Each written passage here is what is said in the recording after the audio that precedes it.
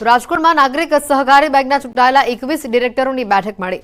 આ બેઠકમાં સર્વાનુમતે ચેરમેન તરીકે દિનેશ પાઠક તેમજ વાઇસ ચેરમેન તરીકે જીવણ પટેલના નામ પર પસંદગીનો કળશ ઢોળવામાં આવ્યો। ત્યારે આજરોજ ચેરમેન અને વાઇસ ચેરમેન તરીકે બંને ડિરેક્ટરો દ્વારા પોતાના ફોર્મ સબમિટ કરવામાં આવ્યા છે।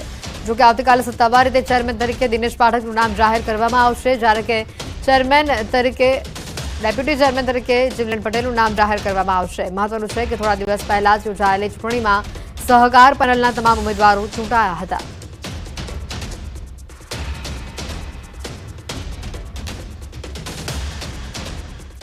આજે નોમિનેશન ફોર્મ ભરવાનું તારીખ હોય, ટાઈમ હોય, અત્યારે અમે લોકોએ બધા જ ડિરેક્ટરોએ અમારા વડીલોનું જે માર્ગદર્શન મળ્યું એ મુજબ સર્વાનુમતે અમે લોકોએ ચેરમેન તરીકે દિનેશભાઈ પાઠક અને વાઇસ ચેરમેન તરીકે જીવણભાઈ પટેલ, કે જેને જીવણ કાકા તરીકે ઓળખીએ છીએ, આ બંનેની અમે સર્વાનુમતે પસંદગી કરી છે। સુરતના સચિન વિસ્તારમાં બની સ્પર્ધાત્મક પરીક્ષાની તૈયારી કરતા યુવકે આપઘાત કરી લીધો છે।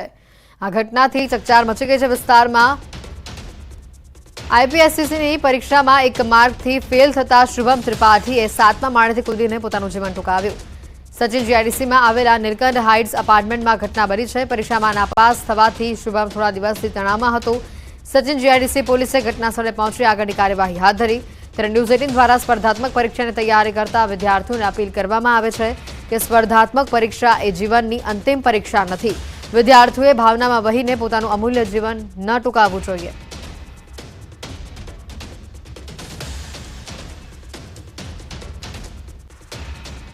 મોરબીના પીપળી ગામમાં પ્રેમી પંખીડાએ આપઘાત કર્યો છે। અંકિત ઠાકોર અને મિત્તલ ઠાકોર નામના પ્રેમી પંખીડાઓએ કૂવામાં ઝપલાવી આપઘાત કર્યો છે। બંને મૃતકો પાટણના વતની હતા અને મોરબીની કેરામિટા સિરામિક નામની ફેક્ટરીમાં તેઓ સાથે કામ કરતા હતા। બંનેના મૃતદેહોને પરિજનોને સોંપી મોરબી તાલુકા પોલીસે આપઘાત અંગે વધુ તપાસ હાથ ધરી છે।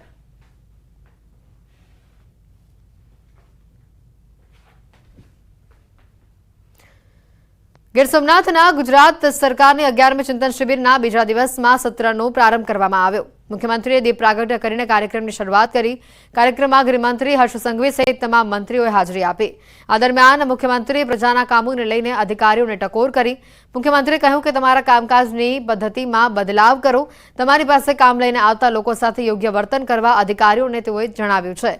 પ્રજાજનોને લોકોને કોઈ તકલીફ ન પડે, દુવિધા ન પડે અને સાથે જ અધિકારીઓને પોતાના વિભાગના કાર્યોમાં પોતિકાપણાનો ભાવ દાખવી સંપૂર્ણ નિષ્ઠા સાથે પ્રજાહિત માટે કામ કરવા તેઓએ જણાવ્યું છે।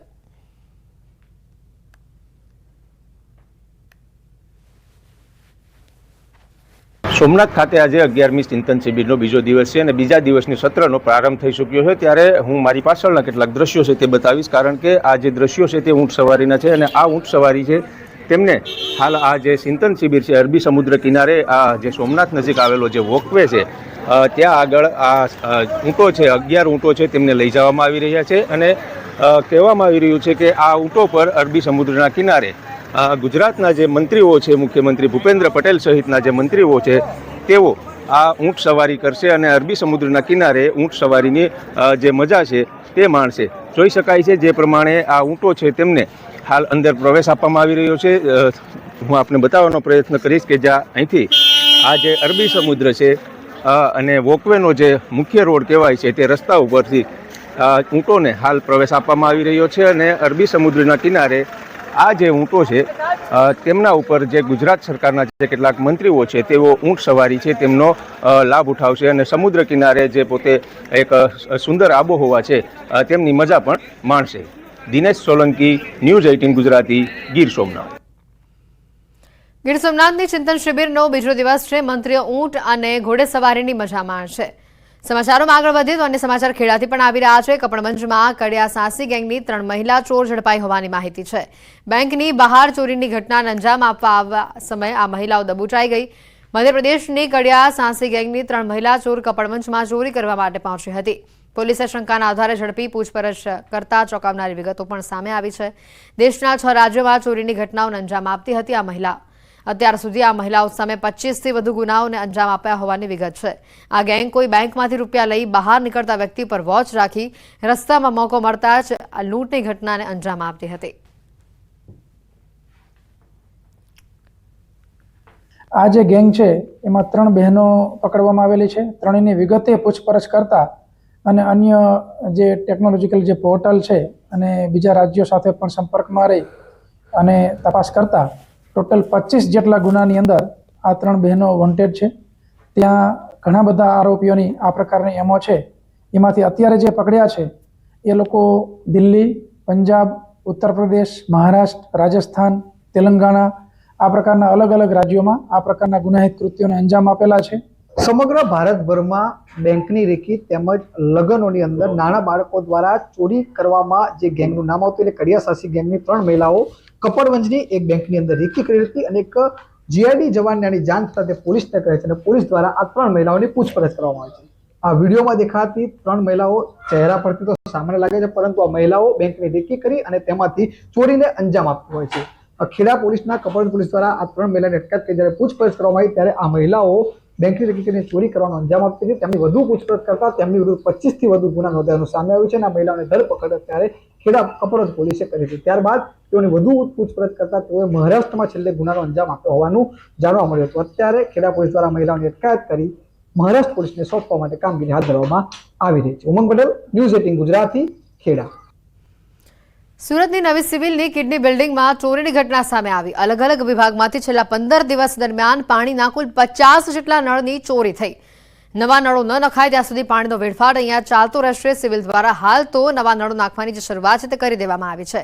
સિવિલના વિવિધ સેન્ટરોમાં, ઓપીડીમાં, વોર્ડમાં સહિતના અનેક વિભાગોમાં ચોરીની આ ઘટના સામે આવે છે. નળની ચોરી કરનારા શખ્સો હજી સુધી પકડાયા નથી.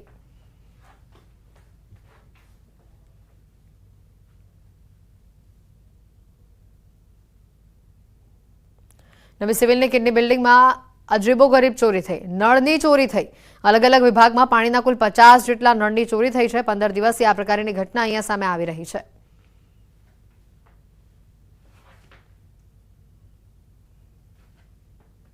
સમાચારોમાં હાલ રોકાઈશું એક બ્રેક માટે.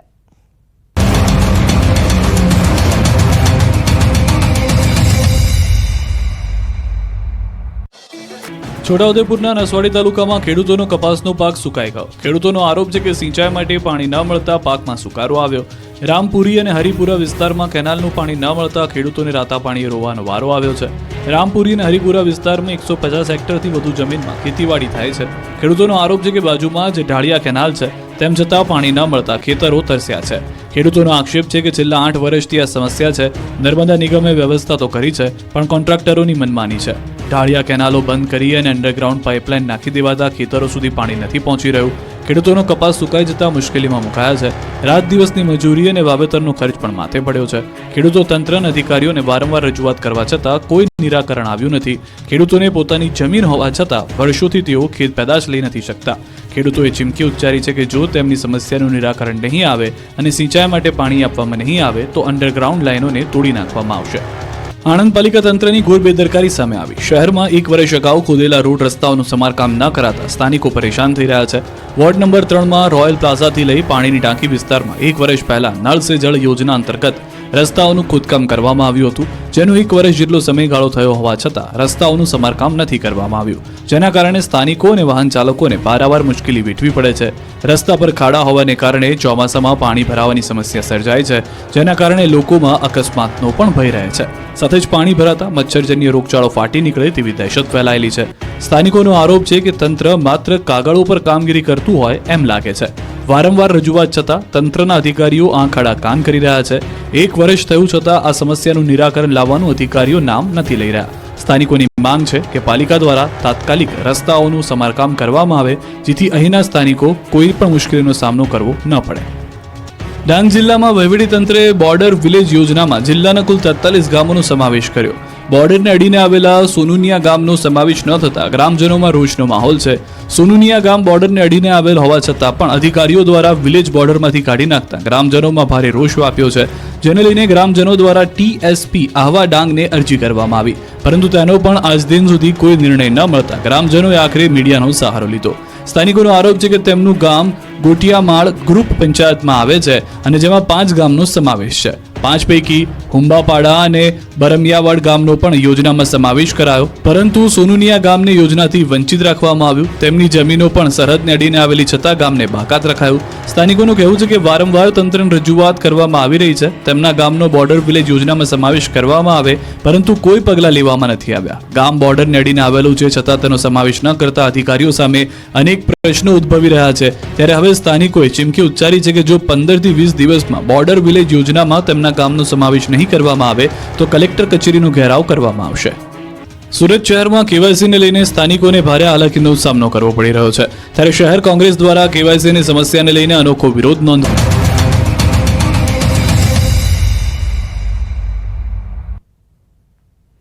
બ્રેક બાદ આપનું સ્વાગત છે. અમદાવાદની ખ્યાતિ હોસ્પિટલ દ્વારા અનેક ગામોમાં કેમ્પ કરીને છેતરપિંડી કરવામાં આવી. અમદાવાદના પીનાણા ગામમાં પણ ખ્યાતિ હોસ્પિટલ દ્વારા એક કેમ્પ કરવામાં આવ્યો હતો. કેમ્પ યોજી 10 લોકોને તેઓ લઈ ગયા હતા હોસ્પિટલ લઈ ગઈ તમામ લોકોને એન્જિયોપ્લાસ્ટી કરવામાં આવી હોવાની વિગત છે. એન્જિયોપ્લાસ્ટી બાદ ગામમાં 2 લોકોના મોત થયા હોવાની પણ હવે વિગતો સામે આવી રહી છે. આ અંગે વધુ માહિતી મેળવીશું. સંવાદદાતા સંજય અમારી સાથે સીધા અહીંયા જોડાઈ ચૂક્યા છે. સંજય, હવે આ સમગ્ર બાબતનો એક નવો ખુલાસો પીનાણા ગામમાં પણ જે લોકોને એન્જિયોપ્લાસ્ટી માટે લઈ જવામાં આવ્યા હતા, જેમાંથી 2 લોકોના મોત થયા છે. શું કહી રહ્યા છે આ ગામના લોકો અને વધુ માહિતી શું છે?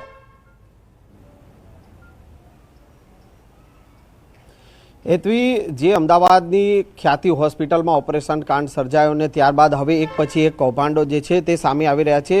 હાલ હું આપને દ્રશ્ય બતાવીશ કે અમદાવાદના પીરાણા ગામના લોકો જે છે 10 લોકોના જે છે કેમ્પ એક અહીંયા પીરાણા ગામમાં 1 વર્ષ અગાઉ કર્યો હતો ને 10 લોકોને તેઓ કેમ્પ કરી અને તેઓને લઈ ગયા હતા ત્યાં હોસ્પિટલ સારવાર માટે. બચુભાઈ આપણી સાથે છે, તેઓ પાસેથી જાણીશું. બચુભાઈ, તમારું પણ સ્ટેન્ટ મૂકી ઓપરેશન કરવામાં આવ્યું હતું, શું તકલીફ હતી અને એ લોકો અહીંયા આવ્યા હતા કેમ્પ કરવા? શું કે મને કમર દુખાવો હતો અને એ લોકો લઈ ગયા, ત્યાં લઈને અમને એન્જિયોગ્રાફી કર્યા. એન્જિયોગ્રાફી કરી અને 3 દિવસ અમે ત્યાં રાખી મૂક્યા. ત્યાં એ લોકોએ તમને શું જણાવ્યું કે તમને શું તકલીફ છે અને ઓપરેશન કરવું પડશે? એ લોકો કશું ને ચેક કરીને ડાયરેક્ટ ઓપરેશન કરી દીધું મને એ રીતે. ઓકે, હા. અચ્છા, આયુષ્માન કાર્ડ હતું તમારી જોડે કે એ લોકોએ કાઢ્યું? આયુષ્માન કાર્ડ એ લોકો જ બનાવેલું હતું અને પાછું આલ્યું નહીં મને. અને કેટલા દિવસ પહેલા એ લોકો કેમ્પ માટે આવ્યા હતા અને પછી એ અગો વાત એક દાડ 1-2 દિવસ. આ વિનોદભાઈ પણ જે હેતવી આપણી સાથે, વિનોદભાઈનું આ દ્રશ્ય જે ફાઇલ જે છે અને ફાઇલમાં તેઓને જે અહીંયા બ્લોકેજ બતાવી અને એમને પણ કમરનો દુખાવો હતો અને બ્લોકેજ બતાવી અને ઓપરેશન કરી દેવા. વિનોદભાઈ, શું કહેશો? હા, કમરમાં દુખાવો હતો. પછી આગલા દિવસે આવ્યા, બીજા દાડ ગાડીમાં લઈ ગયા અમને અને તો ટ્રેનમાં મૂકી દીધું. અને શું તકલીફ હતી તમને, એવું કંઈ કીધું હતું એમણે? કમરમાં દુખાવો હતો. એમણે બ્લોકેજની કઈ તકલીફ કીધી હતી? ના, સીધું ઓપરેશન કરી દીધું. બેન પણ જે છે એમને પણ આ જ રીતે ઓપરેશન કરવામાં આવ્યું. તો શું નામ છે બેન તમારું? અલકાબેન. અલકાબેન, શું તકલીફ હતી તમને અને એ લોકો કેમ્પમાં તમને લઈ ગયા પછી હોસ્પિટલ લઈ જઈને ઓપરેશન કર્યું? મને છાતીમાં દુખાવો હતો અને લઈ ગયા અને પછી છે ને મશીન પેલું લઈ ગયા ને તપાસ કરીને કે મૂકી દીધું અને એકદમ પછી ત્રીજે દાડ રજા ટીપી દીધી એવી રીતે.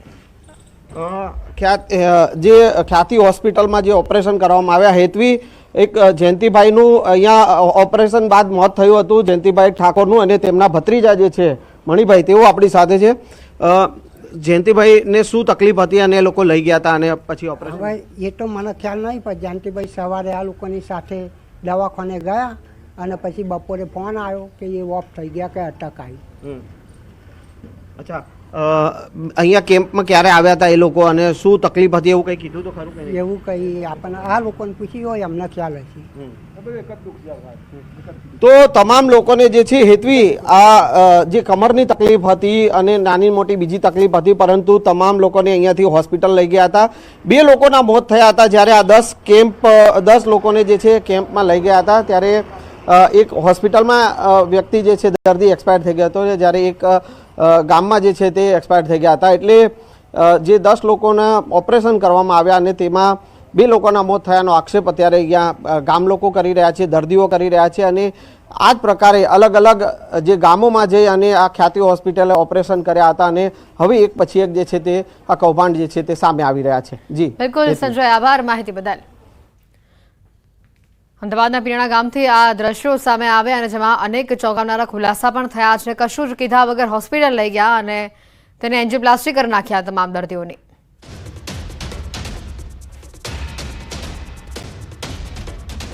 બુલેટિનમાં અત્યારે ફક્ત આટલું જ. રજા આપશું. નમસ્કાર.